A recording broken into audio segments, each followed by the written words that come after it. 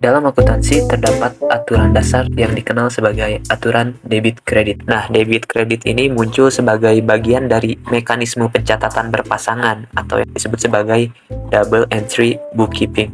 Nah, kalau kita lihat di jurnal-jurnal akuntansi atau di buku besar, debit ini posisinya ada di sebelah kiri dan kredit ada di sebelah kanan. Aturan ini membantu dalam pencatatan transaksi keuangan dengan cara yang konsisten dan memungkinkan perusahaan untuk memantau dan melaporkan keuangan mereka dengan akurat. Oke guys, kembali lagi sama gue Gibran.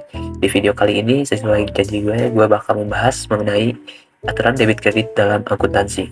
Oke, dalam debit kredit itu ada prinsip dasar. Yang pertama, setiap transaksi harus memiliki minimal satu akun di debit dan kredit, dan total jumlah debit kredit harus imbang, atau yang biasa kita sebut dengan balance. Nah, selanjutnya, debit kredit bukan indikasi aliran uang seperti pertambahan uang atau pengurangan uang. Dalam debit kredit ini terdapat 5 kelompok akun ya. Nah, yang pertama ada harta, asetnya perusahaan, kedua hutang, ketiga modal, keempat pendapatan, kelima beban atau biaya-biaya. Nah, dan berikut ini adalah posisi di mana setiap akun bertambah dan berkurang antara di posisi debit dan kredit. Oke, di sini ada harta bertambah di debit dan berkurang di kredit, hutang sampai dengan pendapatan bertambah di kredit, berkurang di debit, dan beban dan biaya sama seperti harta ya, bertambah di debit dan berkurang di kredit.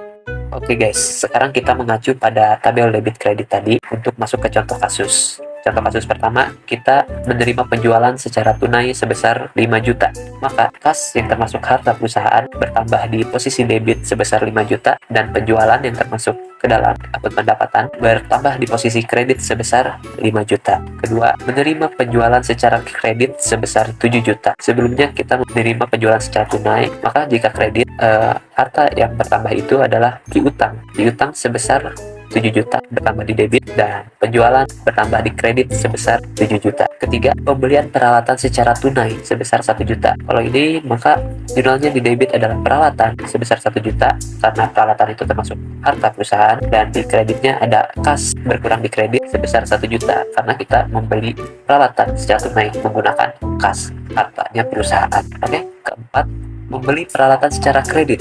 Sebelumnya kita secara tunai. Kalau secara kredit, maka yang berkurang adalah hutang. Nah, kalau kita mengacu pada tabel sebelumnya, hutang itu bertambah di kredit.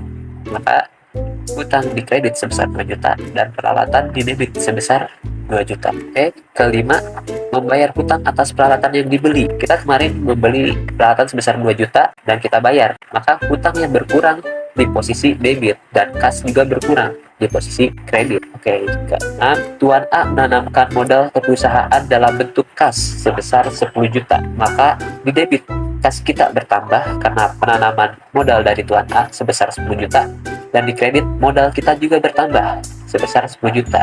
Jika kita mengacu pada tabel sebelumnya, modal itu bertambah di posisi kredit. Oke, ketujuh, membayar gaji karyawan sebesar 1 juta. Maka di debitnya adalah beban gaji karena membayar gaji karyawan merupakan biaya yang dikeluarkan oleh perusahaan untuk operasional perusahaan.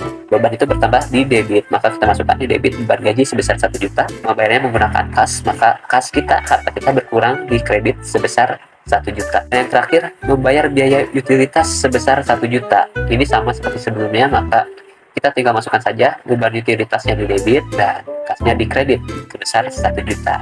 Nah, oke guys, cukup sekian dari gue. Jika ada yang ingin ditanyakan bisa tulis saja di kolom komentar. Jangan lupa di like dan share ke teman-teman kalian, dan jangan lupa juga di follow.